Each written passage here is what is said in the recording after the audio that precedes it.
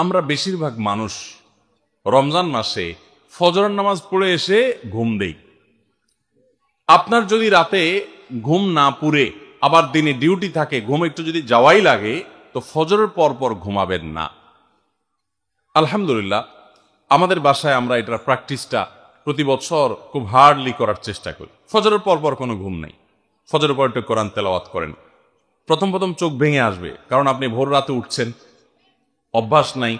তো যাতে চোখে ঘুম না আসে সেজন্য নানা বুদ্ধি বাইর করে ঘুম দূর করেন, একটু উঠবস করেন। ওই টাইমে বসে ফজরের পরে আপনি তেলাওয়াত করেন, জিকির আজকার করেন, সকাল সন্ধ্যার দোয়াগুলো পড়েন, এটা দোয়া করেন, রমজানের কিছু আমল করেন।